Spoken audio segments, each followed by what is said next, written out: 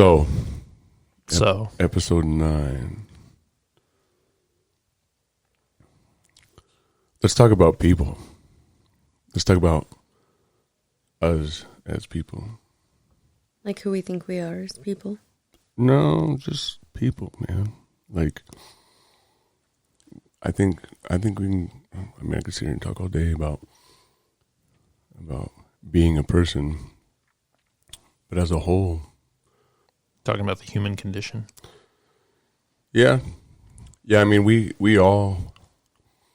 I mean, as people, you know, we can point the finger and be judgmental at people for being judgmental. I mean, we're all judgmental creatures. We all lie to ourselves, if as much, if not more than we lie to other people. Little white lies, big fat stinky lies. Yeah, I lie to myself all the time. Whether it's for my best or for my worst. Like, whether it builds me up or puts me down. Honestly, that kind of goes in a whole bunch of different directions, man. That's like a tree with a bunch of branches that goes off all over the place. Being honest with yourself is kind of in line with taking responsibility. Yeah. Mm-hmm. Acknowledging who you are and the traits that you're putting out into the world. Absolutely. You have different things to take responsibility for, like everything. Yeah. I mean, where you are right now, we are all in a place that we've gotten to by making decisions in life. Whether it's your attitude, your mindset, your career, your anything, your Absolutely. family, your relationship. The energy that you're putting out there around you. I mean, it's what you get back. I mean, you take responsibility for how you're acting at work. Honestly, when you learn to... I've gotten so much better at it than I used to be. Like recognizing when I'm lying to myself or when I'm not taking responsibility for something. But I still catch myself doing it all the time. Yeah. I don't think anybody's completely perfect in that side of things. I mean, it's like you said, like just part of the human condition. I mean, it goes along with the things that we rationalize on a daily basis, man, like why we're doing things. We rationalize and we find justification in things from one extreme to the other. I mean, from why you didn't get out of bed when you said you were going to get up and go to the gym, to somebody that finds a wallet with $500 in it, spends the money, and then tries to use the debit card. I got my wallet stolen last week. Yeah. I dropped it outside of a 7-Eleven, and I thought I still had it somewhere, so I didn't deactivate all the cards and stuff. And a week later, I checked my emails, and it said that there was a declined transaction, and I'm so grateful it was declined, but whoever has it... Right before she cut the card off. Yeah, whoever has it... It was just over how much she had in there. Yeah. And that goes, you know, talking about being a person, integrity is a big trait that I appreciate in people. Integrity and honesty are my two favorite traits. Well, you know, what I'm getting at with that too is that there's a rationalization that goes on in situations like that. Now, I mean, there's some people that are sociopaths and disassociative or whatever, but the majority of people, I believe, when they do things like that, they found a way to justify that, to where they're not this villain in this story. They found a way to rationalize with why it's okay for them to get theirs or whatever it is. There's some way or another.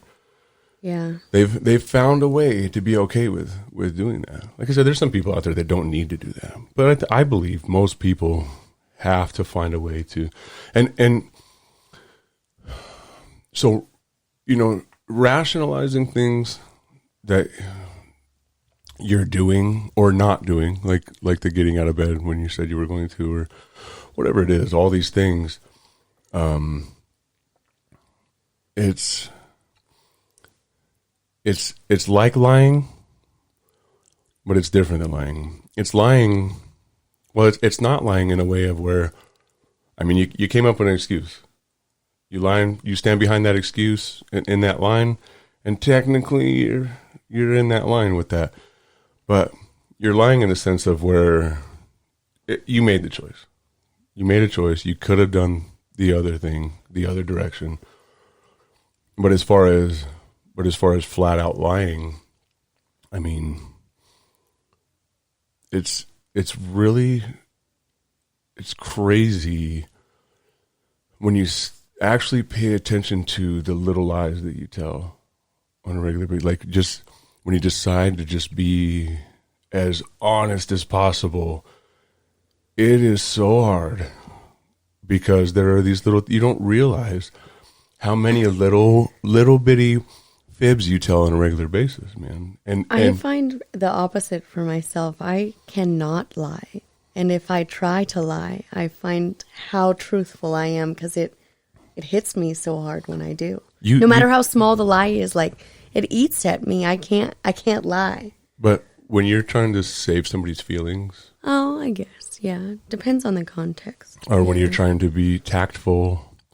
I mean, even if it's not a big, fat lie. I mean, there's these little things that we say and do or oh, I don't mind. What is that You're full movie? of shit. You mind. Yeah. It bothers the crap out of you. But, you know what? But you can get over it later, so you could say, I don't mind right now. Like, it's, to me, when I think about those things, I'm like, what's the point of me saying, like, yeah, that bugs the shit out of me? And then it turns into something, you know how that person's going to react. It's going to turn into, when in a couple days, I wouldn't care less about it. So why tell them I care now? Because if I do, then in a couple days, it's still going to be drama. You know what I mean? Then there's people like that, man. So there's these times when you just, that big, solid honesty, just ain't worth it. Yeah. But there is, that's where I was getting at with kind of taking responsibility with honesty with yourself and recognizing where you're responsible for what's happening to you and where you've been. I mean, even if there's something that happens to you, like literally like light turns green, you go and get hit by somebody running a red light, right? Mm-hmm. Well, if you're the kind of person that takes responsibility for things, you learn from incidents like that. And the next time a light turns green, you creep out into the intersection, right? You're going to wait a second or two. I mean, there's something you could learn from things that happen to you. I mean, as bad as they might be, man, there's got to be some kind of a silver lining. Yeah. But the biggest thing about that I've learned from trying to remember to take responsibility for things that are happening to me, that things that I've done, instead of, well, this is why I did that. Like, I did that because they said this. Like, when you stop and start taking responsibility and start recognizing that nobody made you do anything, nobody made you feel a certain way. There's things that lined up that created a thought in your mind that gave you an emotion that made you feel a certain way. When you can recognize where you can take responsibility in that, it is empowering. It is so empowering. Yeah. The world changes, man. I mean, it's scary as hell, and it's uncomfortable when you first start thinking about things. When you first start trying to change that paradigm, it's scary, man. Like, take on that responsibility. That's not a comfortable thing. That your brain just doesn't want to do it. Well, I think we're naturally hardwired to be fearful of failure. Yeah, I was watching a podcast the other day, or listening to a podcast the other day. It said your brain's wired to make you comfortable and happy, and if it's not going to, like, if your brain's not saying those are the outcomes of the situation, it avoids it at all costs. Well, at the same time, you have habits that are comfortable. So where some people, and we've talked about it before, like, that if you get in a phone call with this person, they're going to find something negative about something. Yeah, even if it's not a good habit that they have, there's a habit there. There's and scientists and doctors are now figuring out there is neuroplasticity, which is actually your brain is physically changing with a pattern of thoughts that you have. And like one of them, Joe Dispenza talks about firing and wiring. So when you have a consistent pattern of thoughts that you think a certain way, your brain, it's like the path of least resistance for the electricity to pass through, right? So that starts getting stronger. That pathway gets stronger, and it's easier for your brain wants to think that way. It's the same thing with I for a short period of time in my life, I had some anger that I would just start raging, and as I was doing it, I knew I was overreacting. I knew it was unnecessary, but there was something about that little voice that was telling me, like, bro, chill. It like, if you let this go, in 5 minutes, it won't matter no more. But there's something else that pattern that had created, your brain's going like, no, this is what I know best. This is what I know how to do best, and this is the natural path that it wants to take. So even though that little voice is telling you, like, hey, dummy, this isn't worth this. Let's just move on. Like, forget all about it. You'll forget about it. Even though that's happening, that voice is way smaller than the comfort that your brain has in going through the path of least resistance that it's created for itself. It's the same thing with somebody that's finding drama in everything. Like, you'll know somebody, we all know somebody who always has something wrong with their car. No matter how many cars they own, there's always something wrong with their car. There's, this happens to them, that happens to them. They got, the same person that gets in, you know somebody who's had 4 or 5 car accidents, but then, most people have never even had one. But there's, it's some pattern of their actions and how they're, you know what I mean? It's just, they get in a habit. And I think that's one of the hardest things, man, is when you start hearing about trying to take responsibility for that and to change that, like it's up to you to change that. God damn it. Nobody wants to hear that. No one likes discomfort. And nobody's ready to hear it, man. Yeah. Nowadays, the hard work is out of the window because there's so many quick fixes for everything. So many. Everything's feel good now. And then that's the instant gratification of everything. Yeah, instant gratification in the long run. Your brain's wired to do the same thing, though. It's wired to give you instant gratification. Right. Well, I mean, it's becoming more and more wired for it. I mean, the more often you do one thing, like, you start off with telling one little white lie. You're like, oh, I got away with that. I'm going to do it again. Yeah, that's all subconscious. That made that situation easier. Yeah. Exactly. Right, so you find eventually reasons. your brain's just like, oh, well, we just keep getting away with it. We'll just keep doing it. Yeah. And before you know it, the longer you do it, the harder it is to break that habit, man. Yep. Yeah. But I mean, you wonder where it started with some people, man, because some people just have this, you have some people that when you walk up and you're waiting in line for something and the other customers are waiting and something's messed up, and so you guys are all kind of having to wait.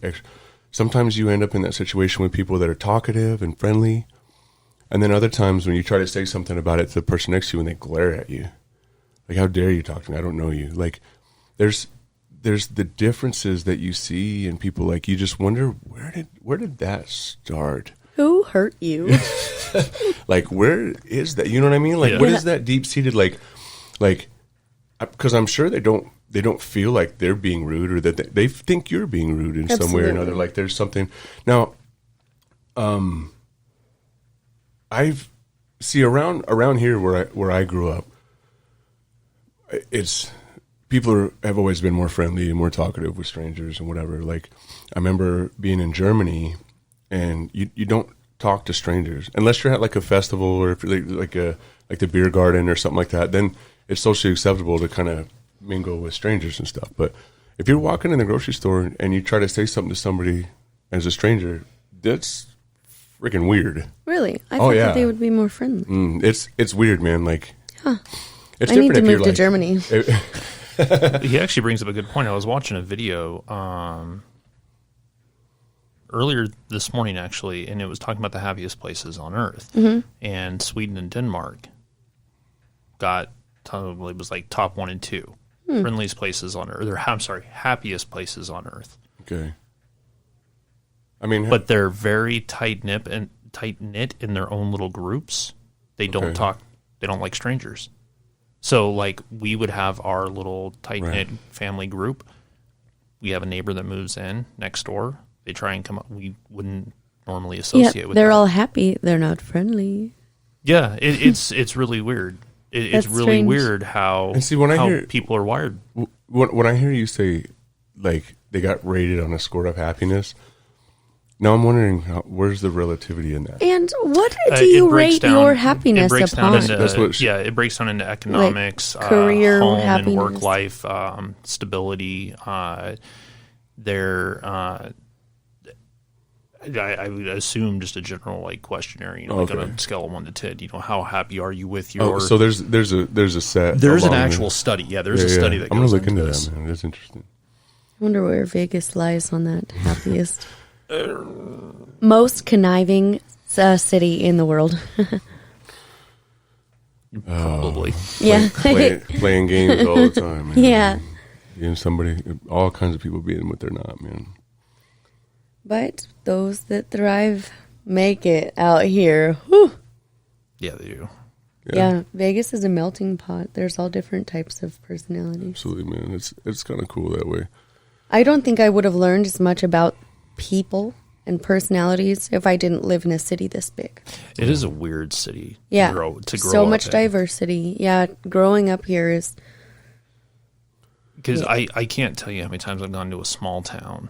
and you're just confused. And I am so confused Yes. by the way people are. I'm so confused. Like we went to, this was a couple years ago, we went to Prescott, Arizona for Christmas or something. The whole city closes up at like 4 or 5. I know, what the heck? It is the most like Yeah, when you grow up in Vegas, it's 24/7, right? Your whole life, everything's 24/7. When I first got stationed in Europe, everything closes early on Saturday and they don't even open on Sunday, and it made no sense to me because everything's only open 9 to 5 Monday through Friday. But everybody works 9 to 5 Monday through Friday. So when the frick do you do your shopping? When do you get shit? So you got to take a day off to go shopping? Yeah. But they have certain days. They have like these certain weekends, like I think like twice a year. Because Today is grocery day. They don't have the same Jeez. they don't have the same like free market like we do here. They're not allowed to do buy one get one half off sales. They're not allowed to do that. That's illegal. So they have twice a year where they do those sales all over the place, and that's the big shopping weekend. so like Black Friday. Very But interesting. Something Yeah. like Something that, like that, yeah. Except a lot more civil. Well, we ran into a situation like that though when we were filming Range 15. We went to California. We got there like 8, 9 o'clock at night. Oh yeah. And First thing we wanted were to do. ready to start raging. We were ready to start partying it up in Hollywood. and there was nothing. First thing we wanted to do, go to the bar. In Hollywood? Well, it's just yeah, it was a little outside of it, but And they were all closed. well, so we get to the hotel. It was actually kind of a little small town outside. Yeah, we get to the hotel. We don't know where the hell we are, so go down to the front desk. I ask the guy, hey, we're wanting to get fucked up. Where's the nearest bar? And he just looks at me. He's like, "What do you mean? Like, where's the nearest?" So we had to finally bar? say, like, where do you and your friends hang out? So he sent us there. Well, we weren't from there. So No, it's funny because he looked at me. He was confused. He was baffled by the fact that it was 9 o'clock at night on, I think was it a Friday? no, dude. Because that's still normal even in a small place. Maybe it was a Thursday. Yeah, I think it was the middle of the week. But he was like, "What are you talking? Where are you guys from?" Like, we're from Vegas. We He's turn like- up on a he's Wednesday like- at 2 p.m. Yeah, out of here, he's like, okay? dude, it's 8 o'clock at night. Everything's closed. And I'm like, what? yeah, we found a bar though. Oh, we went to that bowling alley. We went to the bowling alley. Was for it a like bowling alley? Yeah, we went to it was a bowling alley. I don't think I did anything with the bowling alley. I sat at a bar. Well, I got they had wasted. a bar in it. Okay, well, But that's we were, all I know about. We were only there for like an hour. I remember we were fucking around, and they didn't like us, so it made us fuck around even more. And then, oh my god, in the drive-thru, it was so bad. I think I still have a video of the drive-through. That was bad. It was so stupid. That was so bad. Like, if I watched it now, I'd be like, what a bunch of dumbasses. What'd you guys do in the drive-thru? It was hilarious at the time. What'd you do? We were just drunk and being stupid, messing with the poor lady in the drive-thru. Yeah. It was, Hey, at least that was open. Yeah. Oh, yeah. Jack in the Box, 100%. Yeah. And then we almost got kicked out of the hotel 3 times. Oh my goodness. Yeah. See, I don't remember that either. Oh, I do. We got some good pictures though. None of which we can show here. You know, talking about the different kinds of people and kind of wondering like how somebody kind of went this path and how they're so different. We've had some pretty funny exposure to YouTube comments lately, man. On our Gun Bunny video, those comments, oh my God, they're hilarious. You know what's cool is it's only like 1 in every 20 or more, 1 in every 30, 1 in every 20 that are actually like bad enough to where like we got to delete it or it's that shitty.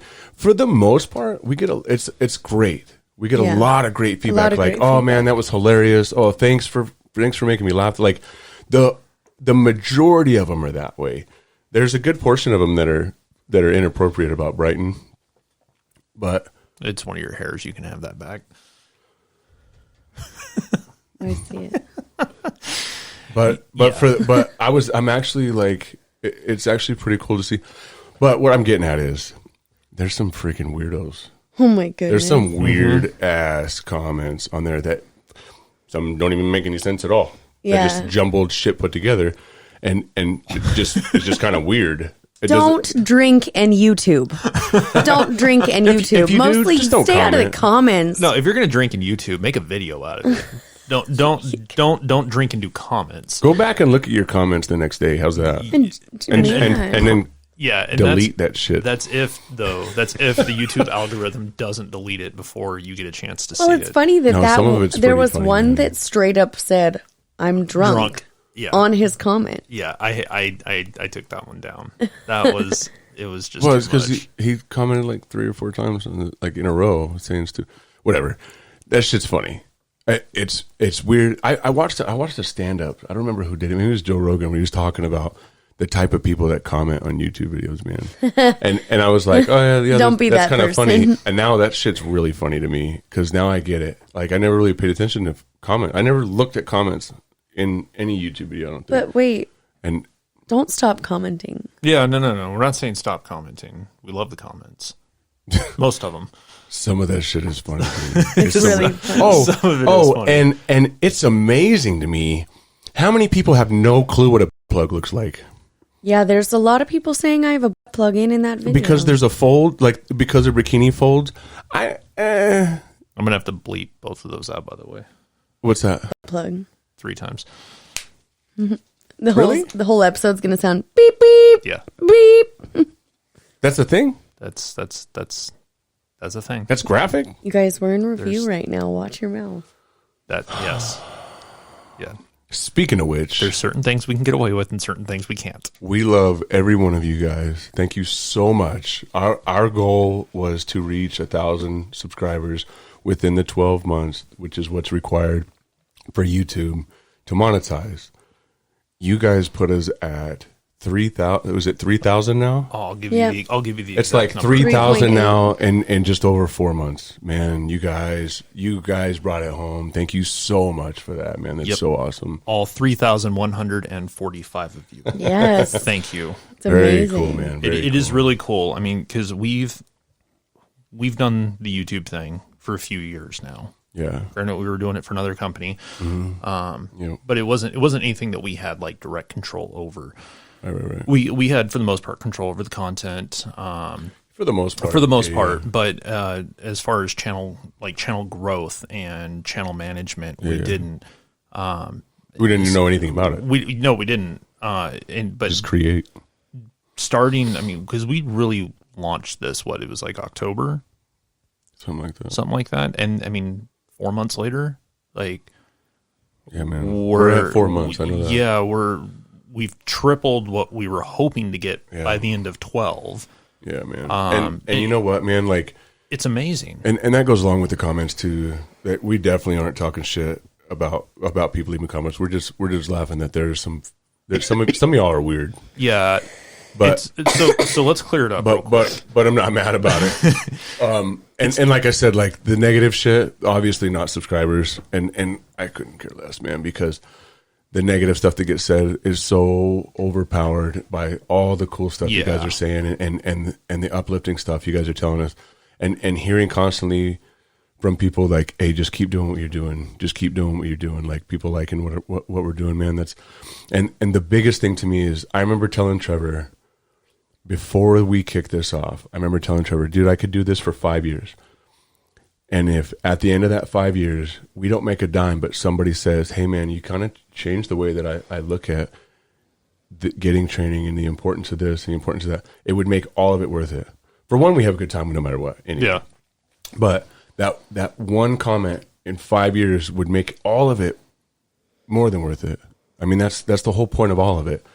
But the fact that we're hearing it, I mean, we heard it after the first podcast. Yeah. But we're hearing stuff like that from on, you know, that people are appreciating the content that we put out with the little training videos that we do and the content that we put in. I mean, most of our podcasts, a lot of people seem to like what we're putting out with our podcast, with our guests, man. We just happen to know some really cool people too, man, to bring on. We got lucky with that too. Yeah. And everything else now is, because like you said, we've gotten the comments about people saying that they've changed the way they look at training, that they are more open now to getting training.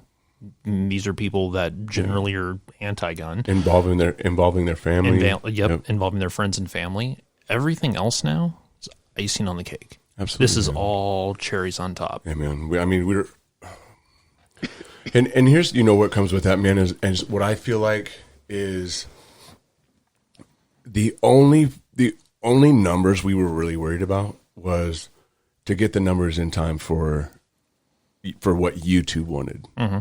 And past that, it's not about really how many people are following us. It's about how many people are actually grabbing onto our message and that are helping spread the message and trying to get out what we're doing. Because I feel like as long as we stay genuine with what we're doing and why we're doing it, the quality of our followers and subscribers is just outweighs how many there are by far, man.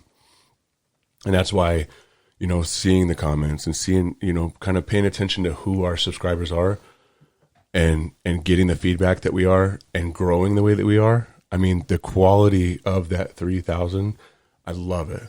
I love our subscribers, man. I love our followers because we can see the difference between, you know, I've seen some other pages, man, and I don't know what it is. I don't feel like they're any less genuine. I don't know what the difference is, but I mean, you can see the quality is of, you know, there's a lot of shit talking. There's a lot of, I don't know what the difference is, man, but I really do. I like our subscribers. I like our followers a lot, man. I think if we keep going whatever direction we're going, man, and we have these subscribers, you guys are awesome, man. I really, really appreciate it. I had no idea that it would be anything like what we get here. Yeah. I love it, man. I'm overwhelmed, actually. I think it's so cool. No, absolutely. I love waking up in the morning and looking at the numbers because that's who I am. It's what I do. I every day I see growth on the channel. Every day I see new subs, new views. And I know you just talked about not really caring about the numbers, but for me, that's exciting. No, where the numbers matter is what I'm getting at. Where the numbers matter to me is we can tell the quality of what we have here. I mean, and so I'm trying to do this without talking shit, because like you have certain pages that you can tell that they're just trying to get more views. They're just trying to get more followers, and you can tell who it is that they're getting. And I'm just, I guess what I'm getting is I can tell the difference, man. I can tell the difference. I feel that we have a message and we have something that we're actually trying to make a difference in, something that we care about. We would rather have a lower amount or a smaller amount of quality followers, Absolutely, than a larger amount of rando bots. I think we sent that one home. Yeah, you can't tell most of the time when people leave comments on YouTube. You can't. They don't have a picture. They don't have anything. Most of the people that are leaving comments on YouTube, like when you go to look at them, there's no information. there's nothing there. Yeah, no, and so they just signed up to comment. You just kind of wonder, like, the ones that are like, she would be so much more beautiful without all the tattoos.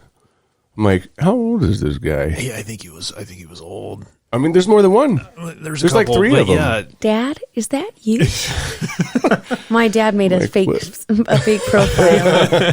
just to give you crap about He's always tattoos. told Hammer you on me the he tattoos, didn't like yeah. them tattoos. Now he's coming out on our YouTube. It's just funny. I didn't listen to him, so he knows I listen to YouTube comments. I guess. It's just it blows my mind when people will go out of their way, create an account to hate on somebody for the dumbest shit. Tattoos, the color of your hair. Who gives a shit? I know, man. Like, that's just so why? funny to me. But you know what? I guess the downside of that is, luckily we couldn't care less about those comments. Those comments, especially because on our channel, it's just completely washed out by all the positive stuff. Mm-hmm. But they do that because a lot of people just come apart with comments like that, man. Yeah. There's a lot of people out there that put themselves out there in social media. Well, and comments like that just tear them to pieces, man. And the thing is, I guess it's kind of like what we talked about before. There's something about that. I don't know what it is. I mean, we sit here and then you want to be judgmental about that person. Well, I bet he's just sitting in his basement, living in his mom's house, talking shit about everybody. He's probably some fat, ugly, like, you know what I mean? Then that's what the natural thing that people do is, oh, well, he's probably just did it. So you just return nothing any better. Yeah, you're just exchanging negative energy. Why not be the better half? But it's forget about it. Wherever that's coming from, that's the same thing as like what I was talking about before about like. There's some kind of a justification that they're giving themselves in order to do that. Now we all know, if you break it down, the psychology behind it, there's something that person's missing in life that they need to feel better about by bringing somebody else down. I mean, this is what it comes down to. Any kind of bullying. I mean, that's the root cause, right? So we know that part. But it's to me, it's where's that justification, man? Like, how do you do that? It's the same thing with finding a wallet and spending the money and trying to spend somebody's debit card. It's a debit card. Mm-hmm. It's not a credit card. It's a debit card, man. Like, you're spending somebody else's money. Like, to me, there's even before like I started learning the, taking responsibility for things and understanding when, lying to yourself and stuff like that. That's just, it's amazing to me that people can rationalize certain things like that. I'm not surprised. Honestly, I wasn't surprised. But then I start thinking about where do you have to be? You know what I mean? Like, where do you have to be to where you can rationalize that being okay? Or like, where you bashing people online, like where that's funny or where that's, you know what I mean? Like, I've seen, when people pick on people because they did some goofy shit or they did something really stupid, and there's some funny shit that say, they get hammered with memes for a month. You know what I mean? That I don't see as much as bullying. It's the direct contact with somebody directly to them, smashing on who they are, what they look like, and stuff like that. Like it's weird to me. I wish I could just kind of like get in there and see that where do you justify this for yourself? You know what I mean? I'm very curious about that shit. It interests me. Just put the whole comment section on a couch. Tell me about your mother. Oh my goodness. I learned the hard way on that first viral video. I read the comments on probably one. And I will never do it again. Well, I'll never do it again. And that's different too. So that's kind of like what we were talking about before, is like what we're putting out versus when it was just a video of her ass shooting a gun, that, you know, that gun bunny type stuff. Like, you got to expect a lot of people to go, well, she must have mommy issues or daddy issues. Sorry. And I got the daddy issues. And somebody said there was sand in my clam. But I mean, there's all kinds of things that where that comes.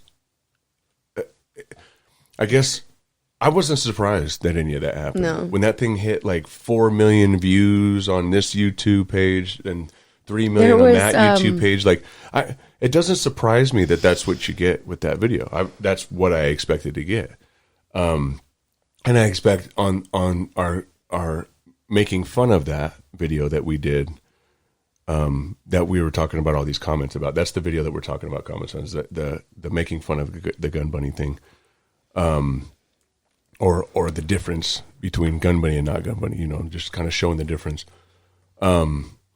With the comments, you still get some of those like, oh, she's just out for attention because she can't do anything. Like, you know what I mean? Some of those, you still get some of those. Yeah. But it's not anywhere near what it was when that first little clip came out. Yeah. It was like half and half, man. It was like half and half, just shit. And the rest was like, oh, she's so hot, like thirsty slobbering all over shit. Like, it was one or the other, man. It was great. But that's what I expected. Yeah. With that video.